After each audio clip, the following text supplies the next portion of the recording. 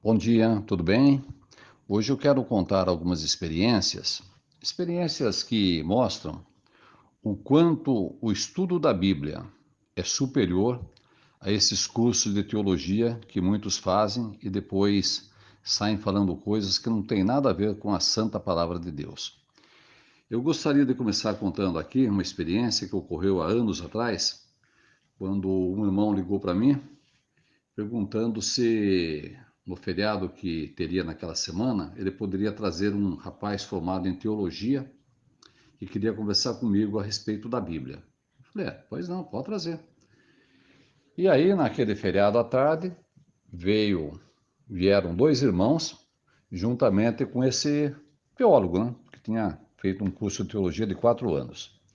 Rapaz muito educado, né, evangélico. Então sentaram aqui na minha sala. Eu sentei de frente para eles e eles ficaram sentados, o rapaz no meio e um num sofá e o outro no outro sofá pequeno do lado. Então ficou no meio dos dois irmãos e eu fiquei na frente dele, né? Uma certa distância. E aí entramos num assunto bíblico com respeito à neutralidade cristã, visto que esse rapaz, esse teólogo aí, ele dizia que os cristãos têm que pegar em armas, sim, e ir na guerra, né, e assim por diante. E eu mostrando biblicamente falando que os cristãos não deveriam cometer violências contra outras pessoas, porque os cristãos amam até seus inimigos. E o assunto estava ali, né, no início ainda, até que eu citei, se não me falha a memória, Romanos capítulo 13. Eu ia raciocinar o capítulo 13 na íntegra ali, mostrando para ele em que sentido que os cristãos são obedientes às autoridades superiores. Só que quando citei Romanos 13, esse rapaz que havia feito 4 anos de teologia, ele começou a procurar Romanos, o livro de Romanos, e eu ali esperando, e nada dele encontrar. Ele ia de um lado na Bíblia, ia do outro lado, ia no começo, ia no fim, até que no fim, né, passado algum tempo, eu falei para o irmão que estava do lado, né, ô fulano, ajuda ele a encontrar Romanos aí, que ele acho que está tendo dificuldades. Aí o irmão virou assim do lado, né, e olhou aonde ele estava procurando Romanos, ele falou, irmão, ele está procurando Romanos aqui perto de Deuteronômio, Levítico. Olha só, o rapaz tinha feito 4 anos de teologia e não sabia encontrar o livro de Romanos, né? A carta que Paulo escreveu lá aos Romanos. 4 anos de teologia e não sabia encontrar um livro chamado Novo Testamento, um livro fácil de ser encontrado. Não tem segredo. Então eu lhe pergunto, né? O que esse rapaz aprendeu lá em 4 anos? Uma segunda experiência, essa até eu tenho um áudio gravado já, mas eu vou resumir ela bem aqui para mostrar, né, essa questão de estudar teologia e depois comparar com o estudo da Bíblia. Eu estava no campo uma certa manhã com o irmão, batemos numa casa, já era perto de 11 horas, estávamos até para terminar o trabalho, e uma senhora veio nos atender, e muito educada, muito alegre, ela falou que havia concluído um curso de teologia de 4 anos também, não me lembro se de 4 ou de 5 anos, e que ela e o esposo tinham concluído esse curso. Só que ela tinha saído com algumas dúvidas. E eu perguntei, né, que dúvida que a senhora tem? E ela falou que ela confundia muito a questão de Sheol com Hades e assim por diante. Então eu falei, olha, mas isso é fácil de explicar. E ela falou, então espera um minutinho. Isso subiu a escada e voltou um material, alguns livros lá, algumas apostilas do curso de teologia que ela havia feito. E aí eu nem entrei em detalhes com aquele material que ela tinha trazido ali, porque já estava dando 11, 11 e pouco, e tanto eu como o irmão precisávamos voltar para o nosso trabalho. Mas eu falei para ela, né? Porque ó, isso não tem segredo. A palavra Seol, a palavra hebraica, tem a ver com a sepultura comum da humanidade, e correspondente a Seol temos Hades, que é em grego, que também significa sepultura comum da humanidade. E deu um estalo na cabeça dela para assim dizer: puxa, mas então é isso? Olha, eu nunca entendi isso ali plenamente. Oh, eu gostaria que o senhor conversasse com o meu esposo. O senhor não poderia vir hoje à noite aqui em casa para conversar com o meu esposo? Que ele também tem muitas dúvidas.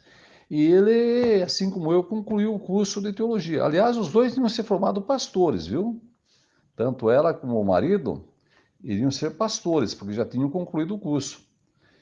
Aí eu falei, tudo bem, então poderíamos voltar aqui à noite. E à noite, realmente, eu e esse outro irmão que estava comigo, voltamos ali na casa dessa senhora. E o esposo dela realmente estava ali.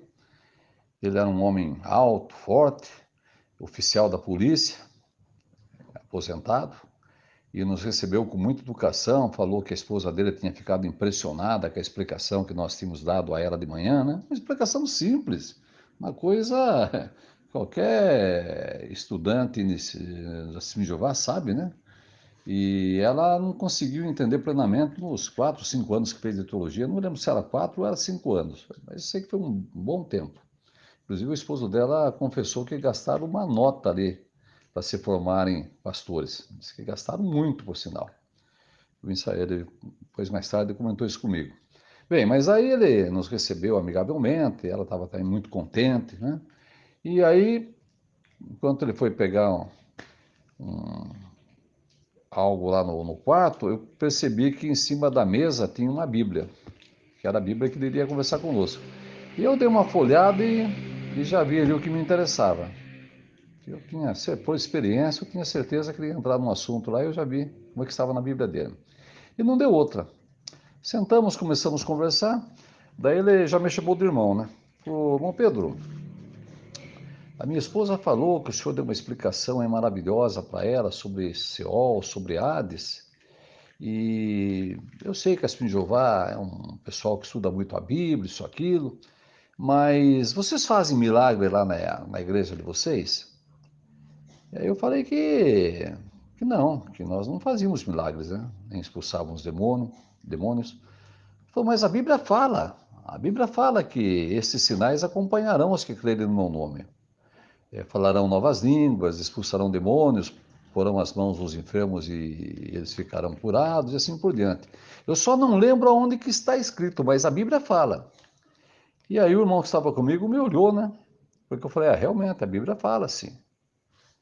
Mas o senhor não sabe onde está escrito? Não, eu tenho dificuldades para guardar textos bíblicos, mas a Bíblia fala, tá vendo? Beleza? Eu lembro que eu li isso aí. Eu falei, está em Lucas, em Marcos 16, versículos do 9 ao 20. Ele falou, legal, é isso mesmo. Puxa vida, hein? Daí eu olhei para a esposa dele e falou, querida, assim vai realmente estuda a Bíblia, hein? Olha, já texto na cabeça. E aí ele leu o texto, né? Eu e o irmão estávamos todos sentados assim na sala, né? Em volta de uma grande mesa, uma mesa bonita que tinha ali na sala. E aí ele leu o texto ali, com ênfase, né? Aí quando ele terminou de ler, ele falou, tá aqui, irmão Pedro. O irmão falou que lá não faz milagres, não expulsa demônios, não curam pessoas, mas como é que fica esse texto? Aí eu falei para ele, o senhor já leu no pé da página que esse texto aí é espúrio? Espúrio? Não, esse texto aí a gente estudava direto lá, lia direto lá na escola de teologia. Falei, dá uma olhadinha no pé da página da Bíblia que o senhor está usando. Porque a primeira coisa, quando eu peguei a Bíblia para olhar, eu sabia que ele ia entrar nesse texto, né? Eu já vi que falava ali que no pé da página que os versículos de 9 a 20 não faziam parte do texto original grego, né? Quando eu mostrei para ele, ele quase desmaiou, né? Vamos dizer, né? Quase desmaiou. Mas, querida, olha aqui, querida. Tanto tempo lá, nunca ninguém mostrou isso para nós. O texto é espúrio, querida. Aí fechou o caixão, né? Fechou o caixão e, olha, o homem pegou um respeito por Testemunho de Jeová fora de série, né? Fora de série. Felizmente, começamos a estudar com ele, responder perguntas, né? Ele começou a nos levar em casa de pessoas interessadas, trazer casais também ali para conversar conosco, casais que estavam, acho que em crise no casamento, assim por diante. Mas um dia ele nos confessou que iria parar porque estava tendo muita pressão na igreja, ele já estava defendendo veementemente o Jeová na igreja, e aí falaram que se ele continuasse estudando a Bíblia conosco, pesquisando a Bíblia conosco, eles não assinariam o diploma de pastor, tanto dele como da esposa. E aí ele deu uns tapinhas no rosto, assim, né? Ele mesmo deu uns tapinhas no rosto e falou assim, só falta eu criar vergonha na cara para ser uma testemunha de Jeová, porque eu não tenho mais dúvidas. Aí deixei ele à vontade. Depois disso, um irmão bateu na casa dele também, um outro irmão, e ele falou a mesma coisa, que ele não tinha mais dúvidas, mas que faltava criar vergonha na cara para ser testemunho de Jeová. Então, essa é uma outra questão. Mais uma pessoa formada em teologia, né? Esse aí, você formou pastor, e não sabia que Marcos 16, 9 a 20 era espúrio. Isso usando uma Bíblia que estava no pé da página. Então vejam aí. O que é mais eficaz? Estudar a Bíblia ou fazer teologia? Não estamos aqui atacando quem faz teologia, não. Pode fazer. Mas a questão é, será que esse estudo de teologia não está afastando a pessoa da Bíblia e ficando em filosofias mundanas aí? Esse é o detalhe, né? Que todo estudante de teologia deveria se perguntar, né? Estou aprendendo o que a Bíblia fala ou estou aprendendo o que os filósofos falam?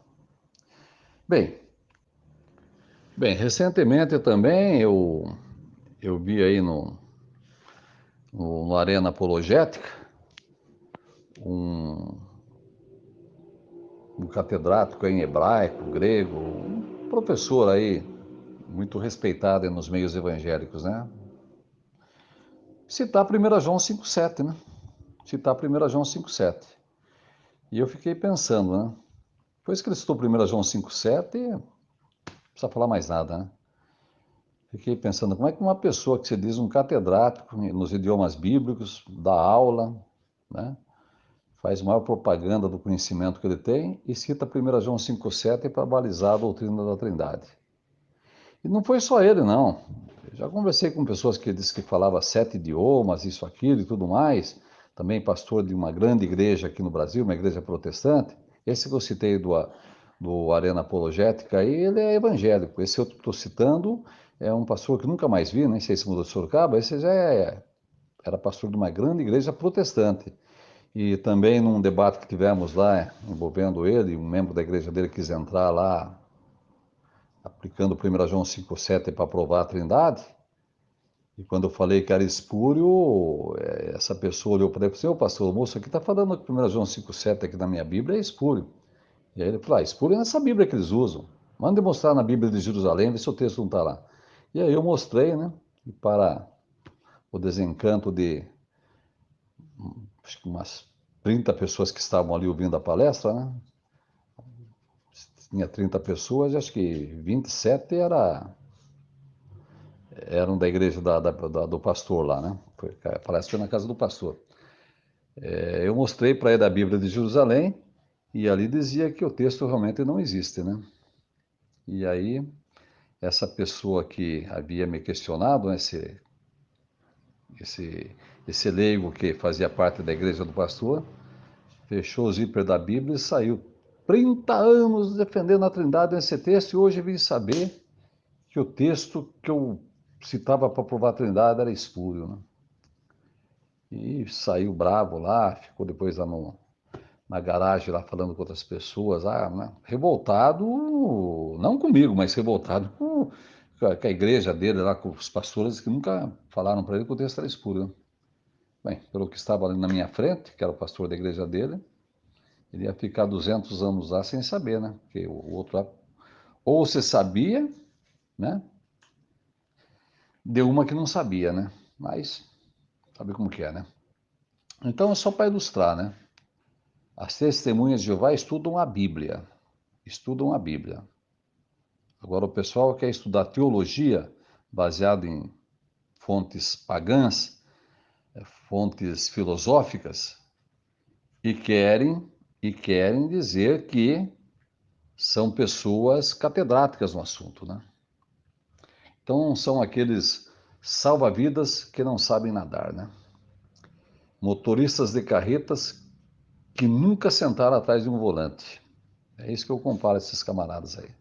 Salva-vidas que não sabem nadar e motorista de carreta que nunca sentou atrás de um volante. Um bom dia a todos, que Jeová continue nos abençoando e nos protegendo. Em tempo ainda, quando eu falo carta que Paulo escreveu lá para os romanos, né, parece que eu falei isso, na verdade foi uma carta que ele escreveu para os cristãos em Roma. Então só para esclarecer, tá bom? Agora sim, né? Bom dia a todos, que Jeová continue nos abençoando e nos protegendo. E os apóstatas, e os críticos, e os zombadores, e os invejosos vão à loucura com o nosso canal Acorda e Desperta.